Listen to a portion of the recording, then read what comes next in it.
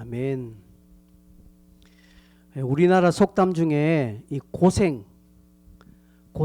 고난, 어려움에 관련된 속담이 거의 한 100가지가 됩니다.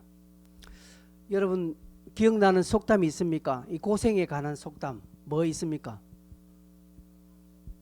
젊어서 고생은 사사한다 뭐 이런 거 있죠.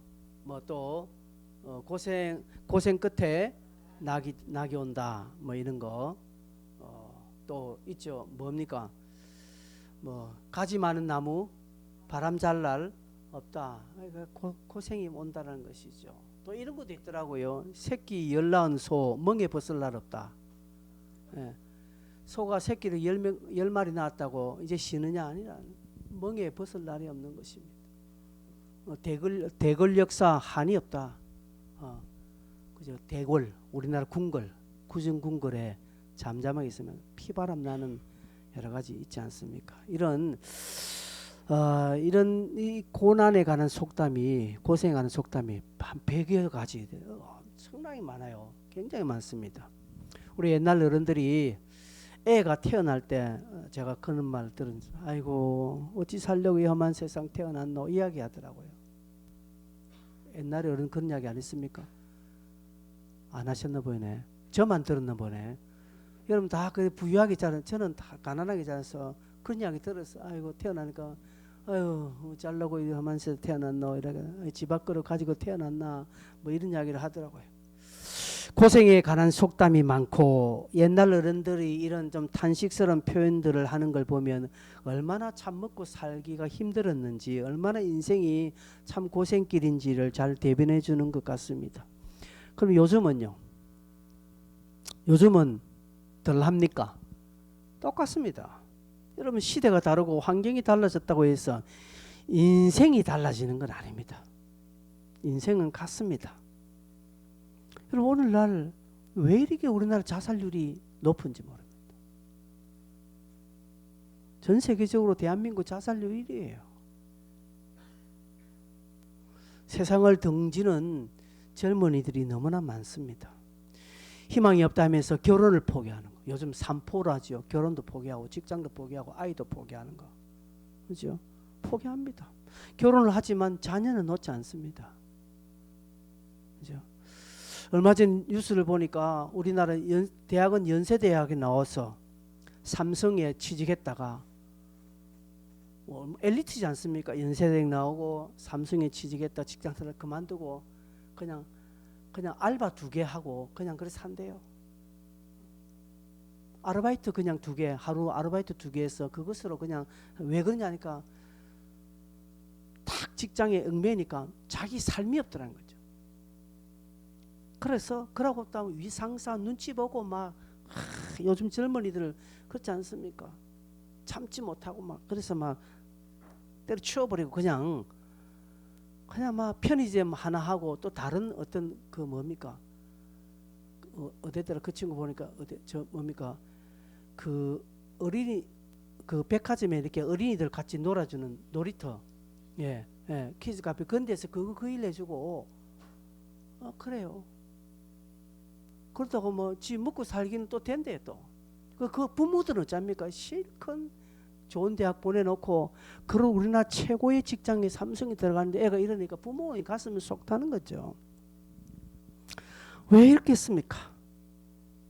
왜 이런 일이 일어날까? 우리가 사는 세상에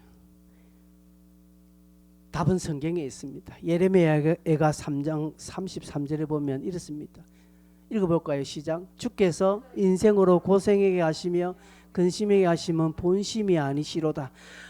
하나님의 본심은 아닙니다. 그러나 인생에 뭐가 있습니까? 고생이 있다는 것이죠. 인생에 근심이 있다는 것이죠. 하나님의 본심이 아닙니다. 본심이 아니지만 인생에게는 고생과 근심이 있다는 거죠. 저 고생과 근심을 누가 사용하고 있습니까? 사단이 사용하고 있는 것이죠. 사단은 인생을 고난 가운데 환난 가운데 몰아넣습니다. 사단 또 그렇게 하지만 또 때로는 하나님께서 또 인생을 고생과 고난 가운데로 또 인도하실 때가 있습니다. 광야 이스라엘 백성들을 하나님이 그 광야로 인도하셨잖아요. 고생하도록 하신 것입니다. 특히 여러분 믿음을 가지고 신앙 안에서 발부둥치며 살려고 하는 성도에게는 고생을 넘어선 박해가 옵니다. 핍박이 옵니다. 시험 환난이 옵니다.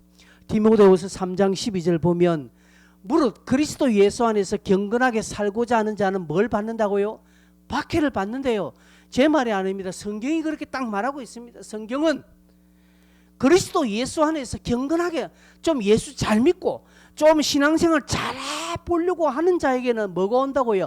박해가 온다는 거죠. 이 고난 핍박을 넘어서 박해가 온대요.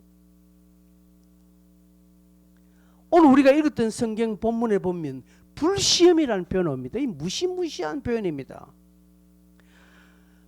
그래서 믿음을 따르는 모든 성도들에게 고난이 있습니다.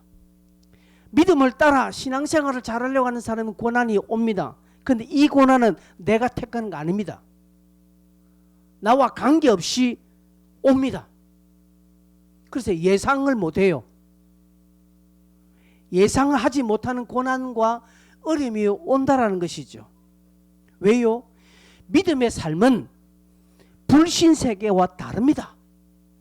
다르기 때문에 불신세계는 이 다르다는 사실로 공격합니다. 믿음의 세력을 공격합니다. 핍박을 합니다.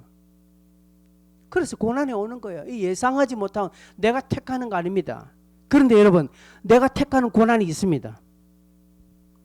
뭘까요? 죄의 결과입니다. 이건 고난이 아니죠. 이건 사실 고난이 아닙니다. 여러분, 내가 나쁜 짓 했으면 당연히 어려움 오면 이건 내가 택한 거예요. 이걸 가지고 고난받았다 소리하면 안 돼요. 그건 고난이 아닙니다. 그건 죄의 대가입니다. 대가. 베드로전서를 이제 좀 마무리할 점에 고난에 대해서 이제 총정리를 지금 해줍니다. 우리에게. 앞 본문까지도 물론 고난에 대해서 고난이 이렇게 해라, 고난이 왔을 때 이렇게 해라, 저렇게 해라 수많은 대처가 있었습니다만은 그러나 이제는 마무리하면서 딱 몇 가지만 강조를 해주고 있습니다. 우리에게 너희들이 이런 불시험, 생각지 못한 어려움이 온다. 너희들이 믿음 생활 잘하려고 하면 이런 어려움이 오니까 이런 어려움이 올 때는 너희들이 딱 어떻게 해라고 이제 마지막 총정리합니다. 그 가운데 첫째가 고난을 준비해라는 것이죠. 고난을 대비하라는 것이죠. 고난을 예상해라는 것입니다. 여러분 12절을 보시면 사랑하는 자들아 너희를 연단하려고 오는 불시험을 이상한 일을 당하는 것 같이 이상히 여기지 말라라고 말합니다. 고난이 오는데 이상하게 여기지 말고 당연하다는 거예요. 당연해. 그런데 여기에 불시험이라는 표현이 옵니다. 불시험, 그건 일반적인 고난이 아니죠. 일반적인 어려움이 아닌 것 같습니다. 이런 불시험을 너희를 연단하려고 오는 고난이라고 합니다. 여러분 이 불시험은 이런 고난은 어떤 개인적인 고난이라기보다는 어떤 전체적으로 국가적인 전 공동체적인 고난을 의미합니다. 공동체를 연단하기 위하여서 교회를 굳건하기 위해서 오는 전반적인 고난이 옵니다. 우리도 얼마 전에 겪었죠. 뭡니까? 코로나입니다. 예. 코로나가 이거는 뭐 개개인이 아니잖아요. 국가적으로 전 세계적으로 코로나가 딱 보니까 전부 다 됐잖아요.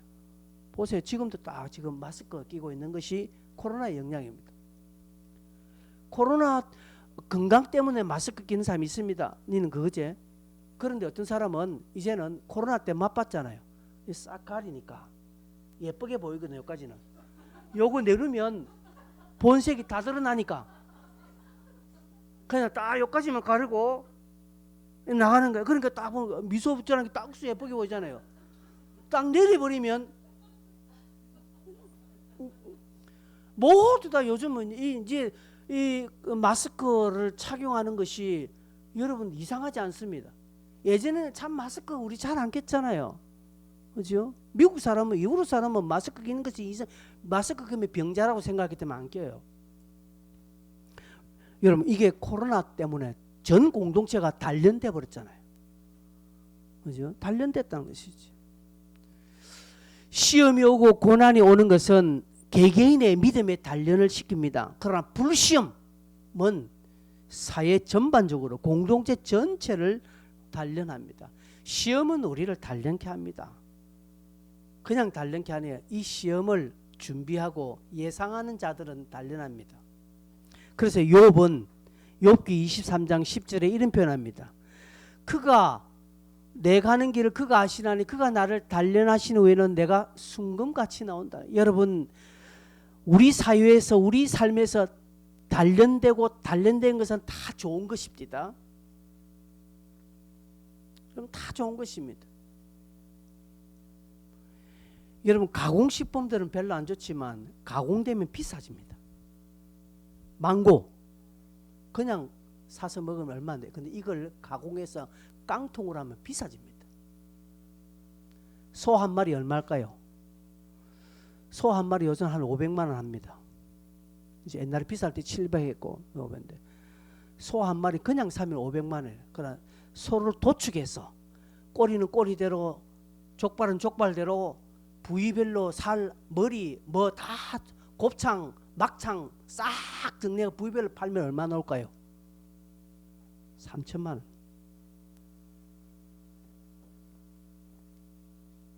여러분, 생짜배기는 싸요.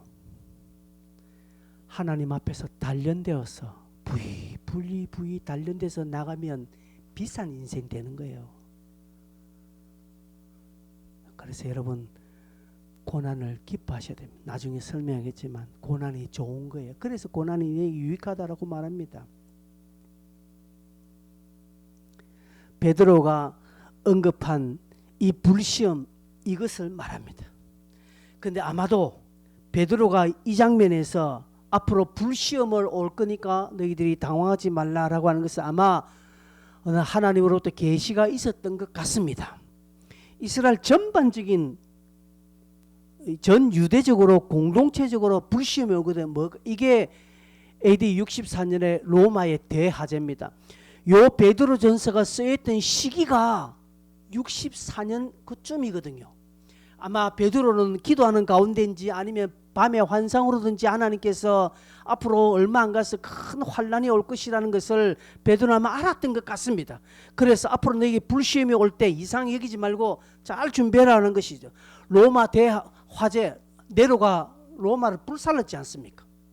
이 불사르고 난 뒤 이 정치적인 타격이 있으니까 유대인들, 예수쟁이들이 로마를 불질렀다 해서 예수쟁이 다 잡아라 해서 큰 핍박이 일어나거든요. 아마 이것을 의미하는 것 같습니다. 이때 많은 그리스도인이 죽었습니다. 교회가 엄청나게 어려웠습니다. 그리고 이 64년 화재 뒤에 6년 뒤에 유대인들이 자기 고국을 보면서 엄청난 환란을 겪습니다. 뭐요? AD 70년에 로마의 티도 장군이 예루살렘을 함락하잖아요. 이스라엘 나라가 끝장나는 엄청난 환란을 이 유대인들은 보게 되는 것입니다. 그럴 때 너희들이 어떻게 하라고 이야기하는 것이죠. 전방위적으로 전 공동체적으로 박해, 고난, 시험이 오지만 이것은 결국은 개인으로 또 다가옵니다. 개인적으로 로마는 끝까지 유대인들을 추적합니다. 그죠? AD 90년도에 엄청난 핍박은요, 아이들을, 어느 집안에 아이를 불러가지고 부모 있는 곳으로 안내를 하려고 합니다. 근데 부모가 보는 앞에서 그 아이를 죽입니다. 어느 부모가 그걸 감아보고 있겠습니까? 내다라고 하죠. 그렇죠? 그 예수쟁이들을 풀어준다는 명목에서 양의 피를 다 묻혀놓고 풀어줍니다. 그리고 뒤에 굶주린 늑대들을 풉니다. 늑대들을 다 죽인 엄청난 핍박에 그 문헌에 보면 도저히 인간으로 살 짓이 아닌 것들을 나옵니다. 로마가 밤마다 화냈습니다. 어떻게 해요? 화형시키는 거예요. 입구마다 곳곳마다 사람을 세워서 불태우는. 그러니까 로마가 전체가 날 밤마다 화냈다고 합니다. 얼마나 많이 죽이길래. 사람은 얼마나 도시 전체가 화날까요, 여러분? 이 대환란이 개인적으로 옵니다. 이유는 뭘까요? 단 하나, 이유는 예수 믿는다는 것뿐입니다. 예수님도 요한복음 15장 19절에 이런 표현합니다. 너희가 세상에 속하였으면 세상이 자기의 것을 사랑할 것이나 너희는 세상에 속한 자가 아니요 도리어 내가 너희를 세상에서 택하였기 때문에 세상이 너희를 어찌한다고요? 미워한다. 이유 없습니다. 예수 믿기 때문에. 20절에 사람들이 나를 박해하였은즉 너희도 박해할 것이요 라고 합니다. 예수를 박해하였기 때문에 너희도 박해한다는 것이죠. 여러분은 안전하다고 생각하면 안 됩니다. 예수 믿는다는 것은요, 이 고난까지 의미하는 것을 말합니다. 그러기에 베드로는 이것을 지금 예언적으로 암시하면서 고난에 대한 생각을 넓히고 준비하라고 합니다. 준비하는 건 이상히 여기지 말라는 것이에요. 여러분 신앙생활에 여러분 예상치 못한 일 올 때 놀라지 마십시오. 이상히 여기지 마시고 당연하다 여기셔야 됩니다. 여러분 삶에 전혀 생각하지 못하는 어려움이 옵니까? 여기 어려움은요, 여러분의 개개인이 잘못해서 오는 거 아닙니다. 남 보증 써가지고 잘못돼서 집안 망하는 거 이거 고난 아닙니다. 그거 왜? 그 고난을 잘 써준 자기가 잘못이라는 것이죠. 그런 고난 아닙니다. 내가 잘못해가지고 내가 실수해서 당하는 어려움은 고난 아닙니다. 근데 아닌데 내가 어떻게 예수를 좀 더 잘 믿어보려고 신앙생활 더 잘해보려고 깨끗하게 하나님 뜻대로 살아보려고 하는데 예상치 못한 탁 어려움이 올 때 아하 이거구나 이상 여기지 말라라는 것이죠. 그럴 때 이해 안 되는 어려움이나 고난이 왔을 때 당연하게 여기고 연단으로 받아들여라는 거죠. 여기 보니까 너희를 연단하려고 온다는 것이죠. 나를 정금같이 나오도록 하기 위해서 원래는 내가 500만 원짜리밖에 안 되는데 하나님이 나를 도축해서 머리는 머리대로 꼬리는 꼬리대로 내장은 내장대로 다 하나님이 이렇게 도축해서 나를 사용하실 3천만 원짜리로 사용하시려구나 생각하고 여러분이 연단으로 받아들이고 성숙의 기회로 삼으시라는 사실입니다. 여러분이 소를 가지고 있으면 그냥 생소 500만 주고 팔겠습니까? 기왕이면 도축해서 팔겠습니까? 기왕이면 도축해서 파는 게 훨씬 이득이잖아요. 마찬가지라는 것입니다. 하나님도 저와 여러분을 세상에 사용하시기 위해서 그냥 생짜배기로 이상권위를 사용하면 500만 원밖에 안 되는데 이거 그러면 하나님이 손해니까 이상권위를 하나님이 연단시켜서 단돌이 쳐서 머리는 머리도 팔은 팔대로 꼬리는 꼬리대로 내장대로 그렇게 사용하시려고 3천만 원짜리 가치를 하나님 내시기 위해서 우리에게 불시험 연단을 하려고 고난을 준다는 사실입니다. 이럴 때 기쁘게 여기고 감사히 여기고 내가 성숙할 수 있는 기회구나 라고 받아들여라 이 말입니다.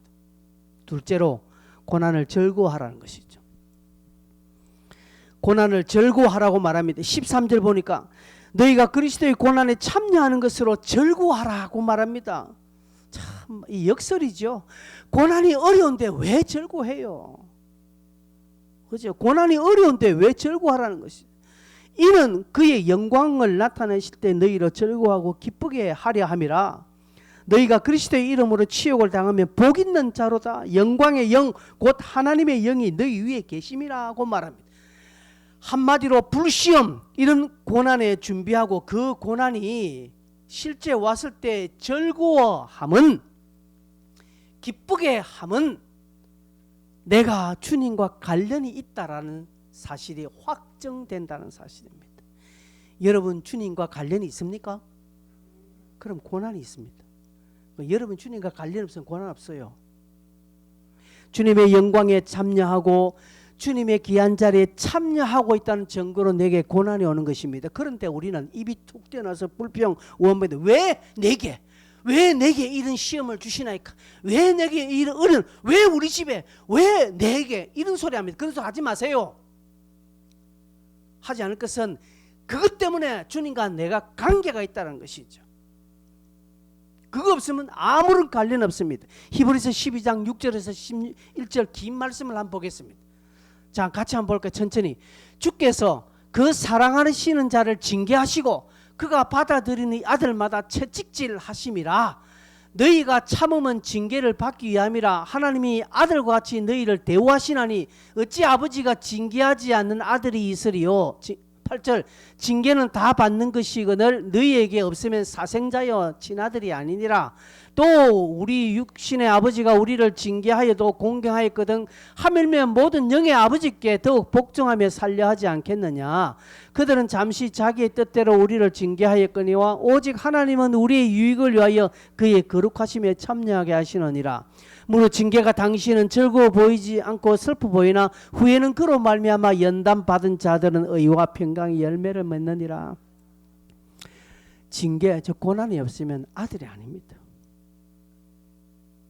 여러분, 내가 옆집 애가 잘못한 것을 보고 쫓아가서 내가 화냅니까? 야단칩니까? 안 합니다. 남의 집에 잘못한 건 내가 왜요? 아무 소리 안 합니다. 그냥 내 집 애가, 우리 집 애가 잘못될 때는 내가 패스라도 그렇죠? 제가 우리 아이들에게 단호하게 했습니다. 신앙생활 예전에, 지금은 이제 내 손 떠났기 때문에 다 커서 이제는 이제 말하지만 어릴 때 제가 한딱지게 했습니다. 매질도 했습니다. 네. 왜요? 내 새끼니까. 하물며 모든 영의 아버지께서 우리에게 그렇게 하시지 않겠느냐라고 하는 것이. 여러분 자식들이 잘못될 때 이런 부모들 가만히 있겠습니까? 아니에요. 좋게 하는 게 아닙니다. 성경 잠언에도 보면 초달을 하지 않으면 자식을 버린다고 했습니다. 여러분 자식을 오냐오냐 하는 게 아니에요. 그죠? 따끔하게 잘못에 대한 것들을 딱딱 해줘야 됩니다. 하나님이 또 우리에게 그렇게 하신다는 것이죠. 빌립보서 1장 29절에 바울은 이렇게 말합니다. 그리스도를 위하여 너희에게 은혜를 주신 것은 다만 그를 믿을 뿐 아니라 또한 그를 위하여 고난도 받게 하신다. 은혜를 주시는데 믿음과 고난. 여러분 은혜를 다른 말로 뭐라고 합니까? 우리는 간섭이라지만 영어로 말하면 은혜를 선물이라고 말합니다. 선물. 하나님 우리에게 은혜라는 선물을 주신데 그 은혜 안에 선물이 두 가지 뜻하고 있습니다. 하나는 믿음이고 하나는 고난입니다. 고난도 선물이라는 사실입니다. 그렇기 때문에 선물 받으면 기쁩니까? 안 기쁩니까? 선물 받으면 기쁩니다. 좋습니다. 기분 좋습니다. 고난 또한 선물이기에 여러분에게 선물이 오면 어떻게 하라고요? 기뻐하라는 것이죠. 즐거워하라는 것이 그게 이 말입니다. 그래서 시편 119편 71절에 여러분 잘 아시는 거죠. 고난당하는 것이 내게 유익이다라고 말합니다. 여러분 신앙생활, 교회생활 잘하려고 노력하는데 어려움 옵니까? 예, 기뻐하십시오. 주변에 핍박이 옵니까? 기뻐하십시오. 아, 잘하고 있다는 증거, 내가 주님과 관련이 있다는 증거로 여러분 받아들이시면 틀림없습니다. 주님의 잔치에 참여하고 있다라는 증거입니다. 그러기에 여러분 안심하셔야 됩니다. 아, 내가 지금 잘하고 있네. 여러분 삶에 아무런 어려움이 없습니까? 그건 조심하셔야 됩니다. 어떻게 해요? 내가 아무것도 안 하고 있다는, 주님과 아무런 관계없는 삶을 살고 있기 때문에 어려움이 없는 것입니다. 근데 여러분 어려움이 있습니까? 여러분이 진짜 주님 때문에 당하는 어려움인지 아니면 여러분이 잘못해서, 내가 멍청해서, 내가 미련해서, 내가 어리석어서 당하는 고난인지 보셔야 됩니다. 아마 여러분 대체로 여러분이 잘못해서 오는 고난이 많을 거예요. 그걸 가지고 주님 때문에 당하는 고난이라고 착각하면 입을 찢어야 됩니다. 세 번째, 고난이 어떻게 하라고요? 자신을 성찰하십시오. 돌아보십시오. 15절에 이런 표현이 있습니다. 너희 중에 누구든지 살인이나 도둑질이나 악행이나 남의 일을 간섭하는 자로 고난을 받지 말려니와 이런 자가 있다. 제가 말씀 안 했잖아요. 도둑질하거나 살인하거나 악행 때문에 남의 일 간섭하는 것 때문에 고난 받을 수 있죠. 아까 제가 지금 조금 전까지 이야기한 게 이겁니다. 지가 잘못해가지고 어려움 당할 수 있다는 것이죠. 그걸 고난이라 하지 말라 이 말입니다. 만일 그리스도인으로 고난을 받으면 부끄러워하지 말고 도리어 그의 이름으로 하나님께 영광을 돌리라고 말합니다. 같은 말 계속합니다. 지가 실수해서, 지가 잘못해서, 지가 멍청해서, 지가 예수 똑똑히 믿지 않는 것 때문에 당하는 어려움이 있다는 것이죠. 그 고난이 있다는 것이죠. 그런 고난은 이 베드로가 말하는 시험, 고난은 아무 관계 없습니다. 그러나 정말 내가 그리스도인으로서 고난을 받으면 부끄러워하지 말고 그 이름으로 하나님께 영광을 돌리라는 것이죠. 이것 때문에 고난이 내게 유익이라고 조금 전 이야기했습니다. 여러분, 고난이 우리에게 유익이라고 여러분 믿어집니까? 그러면 뭐가 유익입니까? 고난이 왜 유익인데요? 고난이 유익이라면 나를 살필 수 있는, 나를 성찰할 수 있는 기회가 되기 때문에 그렇습니다. 나를 돌아보는 기회가 되기 때문에 고난이 내게 유익이라는 사실입니다. 지난 목요일 제가 천안 갔다가 내려오는 길에 타고 오는 차가 조금 이상했습니다. 그래서 중간에 해서 차량을 점검하고 보니까 경고등이 하나 딱 켜져요. 그래서 제일 가까운 휴게소에 들어가서 점검을 하고 조치하고 왔었습니다. 만약에 여러분 그때 그 경고, 그 이상함을 내가 감지하지 못하고 끝까지 한번 가자 했으면 어떻게 됐을까요? 여러분의 삶에 잠시 오는 환난, 어려움, 고난, 이거 경고등이라 생각하고 딱 그때 한번 자기를 돌아보는 기회를 가지셔야 합니다. 어떻게 할까요? 그럴 때 어떻게 여러분 자신을 성찰할 수 있겠습니까? 첫째로 이 고난이 왜 왔는가를 보셔야 됩니다. 고난이 내게 왜 왔는가? 고난은 두 가지로 옵니다. 첫째, 내 잘못으로 옵니다. 고난은 내 잘못으로 옵니다. 15절에 읽었잖아요. 너희 중에 누구든지 살인이나 도둑질이나 악행이나 남의 일을 간섭하는 자를 고난받지 말라. 이것입니다. 내가 잘못했어. 이런 일로 어려움을 당하면 그건 주님 고난, 성경이 말하는 고난하고 전혀 관계없다는, 상관없다는 것이죠. 그런데 여러분 참 재밌는 표현이 하나 있습니다. 본문에 누구든지 살인. 여러분 내가 살인하면 당연히 고난받죠. 형법에 저쪽 받아서 쇠고랑 차지요. 도둑질해도 쇠고랑 차지요. 악한 일 해도 쇠고랑 차지요. 근데 여기에 남의 일에 간섭하는 게, 저는 이 표현을 그냥 읽고 있는데 남의 일에 간섭해도 고난이 온대요. 남의 일에 간섭, 이게 무슨 표현이겠습니까? 여러분 남의 일에 여러분 지나치게 간섭하지 마세요. 도와준다 셈치고 내가 그 사람 내가 좀 도와준다 셈치고 하지 마세요. 고난으로 옵니다. 놔두세요. 남의 일은. 그럼 우리가 이거 믿는 사람에게 서로 도와주고 해야 되지 않는 게, 그 차원 다음에 내가 도와주고 우리가 함께 하는 것은 얼마든지 해야 됩니다. 근데 상대방이 도움도 없는데 상대방 전혀 관계없이 막 오지랖 넓어가지고 지가 가서 참견하고 막 지가 한마디 거들고 하면 하지 마세요. 괜히 옆에 있는 사람 지가 도와줘 한마디 하는 게 불질릴 때가 많지요. 여러분 그런 경험했죠. 그냥 가만히 있으면 될 건데 지가 도와준다고 뭐 어째 좀 해줄게라고 지가 한마디 거드는데 그 한마디가 불질러가지고 온 분란이 싸움이 제 2차 3차로 막 번지는 거 얼마나 많습니까 여러분. 하지 말라는 것이죠. 남의 일 간섭하지 마세요. 여러분 다른 사람 일 간섭하지 마세요. 가만히 두세요. 하나님이 하십니다. 하나님이 그 사람 만지세요. 하나님이 그를 도와주세요. 그 믿음으로 하나님께 나아가도록 괜히 내가 도와줌으로 그 사람 잘못하게 안 해야 돼. 애벌레가 나방이 나오죠. 그때 막 그 애벌레가 자기 몸 번데기를 뚫고 나올 때 사람이 안 됐다고 해서 쓱 찢어가 두십시오. 그 사는가? 죽어요. 안 돼요. 지가 나오도록 놔둬야 돼요. 새가 알을 깨고요. 나올 때요. 안 된다고 해서 사람이 그냥 알을 톡톡 깨져 하면 그 새끼가 살까요? 못 삽니다.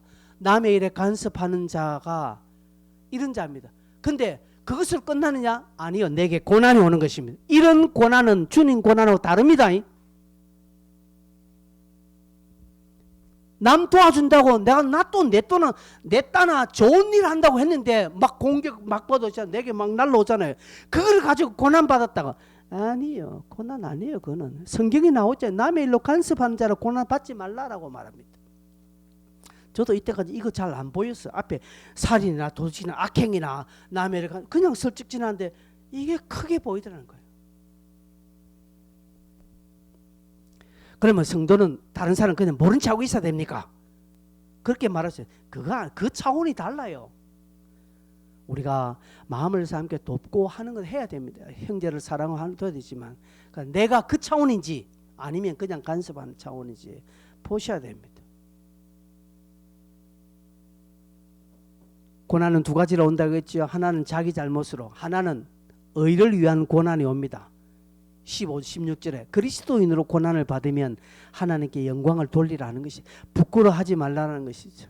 여러분, 세상은, 여러분의 주변의 불신자들은 여러분이 예수를 잘 믿다가 오는 어려움이나 여러분이 예수 잘 믿는 것 때문에 가난해지거나 여러분이 예수 잘 믿는 것 때문에 실패하거나 여러분이 예수를 잘 믿는 것 때문에 일이 안 되면 손가락질합니다. 그래, 교회 다니봐 별 것 없네. 예수 누구 예수 다 도와준다며. 예수 믿어도 별 것 없네. 그렇게 막 공격합니다. 그러면 그럴 때 우리는 어떻게 합니까? 그냥 부끄러워서 나도 할 말이 없는 것이면 입을 딱 그래 맞다.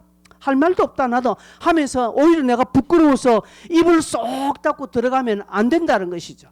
이럴 때 오히려 하나님께 영광을 돌리라고 하는 것이죠. 하나님께 영광을 돌리라는 것이죠. 하나님께 당당히 간구해라는 것이죠. 어떻게 성찰해야 됩니까? 두 번째로, 세 번째죠. 세 번째입니다. 고난을 전도의 기회로 삼으라는 것이죠. 고난을 전도의 기회로 삼으라. 여러분 17절 한번 보십시오. 17절에 이렇게 나옵니다. 하나님의 집에서 심판을 시작할 때가 되었나니 만일 우리에게 먼저 하면 하나님의 복음을 순종하지 않은 자들의 그 마지막은 어떠하며 이렇게 말합니다. 이게 무슨 말씀입니까? 하나님의 집에서 심판을 시작할 때, 즉 하나님께서 마지막 심판할 때가 되었는데 심판을 시작할 때 우리에게 먼저 하면 이게 뭡니까? 예수 믿는 우리들도 잘못하면 하나님의 심판을 땅에서 받습니까? 안 받습니까? 우리는 땅에서 심판 다 받습니다. 예수 잘못한 거 저 하늘나라 앞에 가서 우리가 심판 받습니까? 여러분 물어봅시다. 이게 중요한 교리인데, 여러분 우리가 하나님 앞에 심판대에 갈 때, 심판대 설 때 죄에 대하여 심판을 받습니까? 안 받습니까? 예, 안 받습니다. 어떤 사람은 내가 하나님 앞에 섰을 때 뭐라고 예수 단디 믿어요. 똑띠. 우리가 하나님 앞에 심판대에 섰을 때에 죄에 대하여 의에 대하여 하나님 앞에 죄에 대해 심판 안 받아요. 왜? 이 죄는 다 누가 감당했습니까? 예수가 다 감당했다고요. 그래서 하나님 앞에서 우리가 섰을 때 하나님 우리를 죄에 대하여 심판할 거리가 있다 없다? 없다. 왜? 예수가 다 가져갔으니까. 그럼 뭐가 남았습니까? 의에 대하여서 상급에 대하여 심판밖에 안 남았습니다. 그래서 너 이 상급, 너는 저 상급, 너 금멜류가, 너 은멜류가, 너는 개털, 뭐 이렇게 가는 거예요. 개털 멜류는 없습니다. 불신자들은요, 하나님이 없었을 때 무슨 심판요? 죄에 대한 심판. 죄에 대한 심판의 결국은 지옥입니다. 성도는 죄에 대하여서 심판을 어디에서 다 받습니까? 땅에서 다 받습니다. 물론 예수님께서 다 감당하셨습니다만은 죄에 대하여 우리가 이 땅에서 또 땅의 법에 의해서 우리는 심판을 받게 되어 있습니다.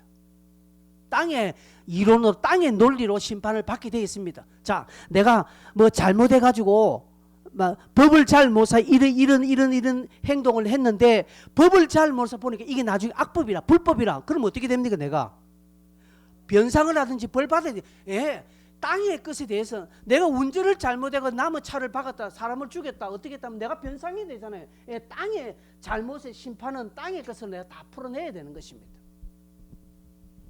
그런데 불신자들은요, 땅에서도 하나님 앞에서도 다 받기 때문에 결국 지옥 가는 것입니다. 그렇게 된다라는 것이죠.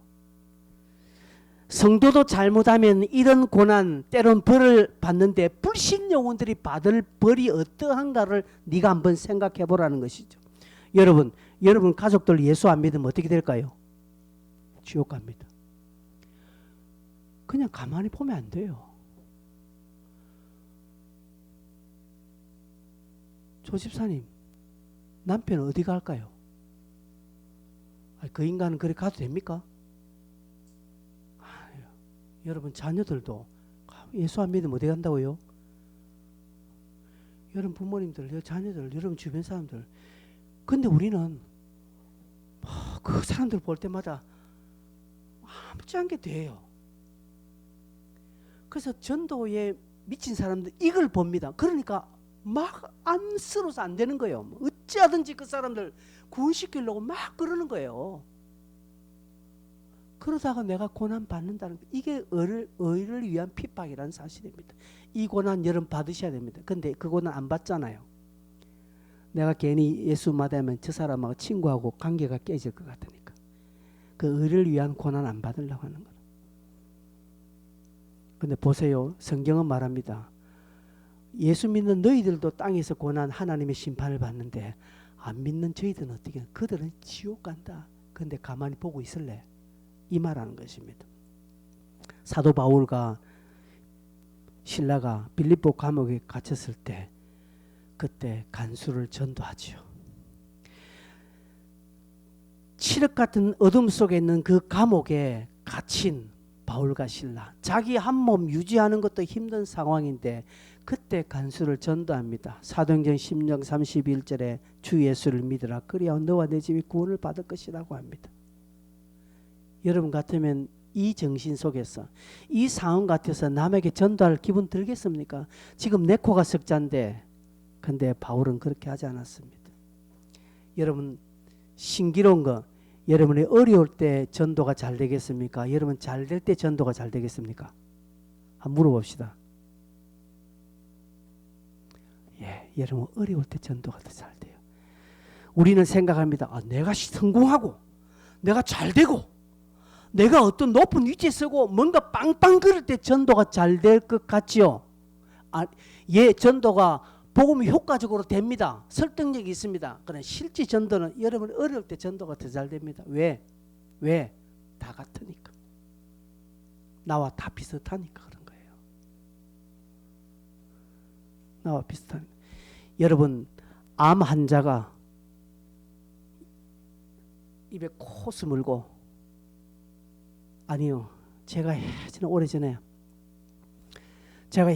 오래전에 보건병원에 그때 간이 안 좋아서 제가 한 달 동안 입원했을 때 그때 옆병동에 초등학교 2학년 3학년짜리가 송도 제일교회 다니는 꼬맹이가 그 암으로 그 격리실에 있었습니다. 백혈병인가 그래요. 격리실에 있는데 걔가 호스 꽂고 이래 있었습니다.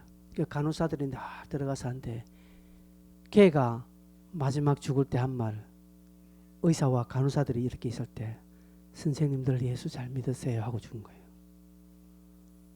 그 소문 났습니다. 그때 제가 32병동에 있었고 31병동 간호사들 다 울었습니다. 그때 전부 다 펑펑 울었습니다.